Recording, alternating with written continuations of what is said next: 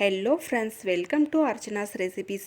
அர்ச்சனாஸ் ரெசிபீஸில் இன்றைக்கி 2 நிமிஷத்தில் ஈஸியாக செய்யக்கூடிய சுவையான தக்காளி சட்னி எப்படி செய்கிறதுன்னு வாங்க பார்க்கலாம்.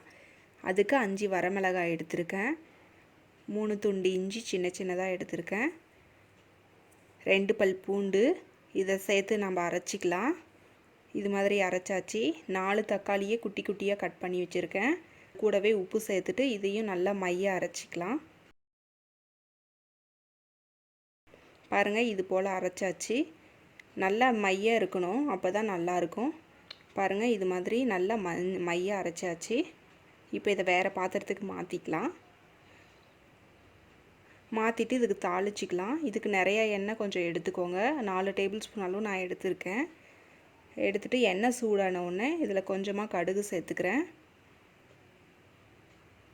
கூடவே கடலைப்பருப்பு, உளுத்தம்பருப்பு, சீரகம், கருவேப்பிலை எல்லாம் சேர்த்துட்டு நல்லா பொரிஞ்சிருச்சு. இப்போ இதை நம்ம அரைச்சி வச்ச சட்னியில் சேர்த்துக்கலாம். சேர்த்துட்டு இதை கலந்து விட்டுக்கோங்க. பாருங்கள், சுவையான சட்னி 2 நிமிஷத்தில் நம்ம வீட்டில் ரெடி பண்ணியாச்சு. இட்லி, தோசை, சப்பாத்தி இது 3க்கும் ரொம்ப நல்லா டேஸ்ட்டாக இருக்கும். கண்டிப்பாக நீங்கள் ட்ரை பண்ணுங்கள். என்னுடைய வீடியோ பிடிச்சிருந்தா லைக் பண்ணுங்கள், சப்ஸ்கிரைப் பண்ணுங்கள், மறக்காமல் கமெண்ட் பண்ணுங்கள்.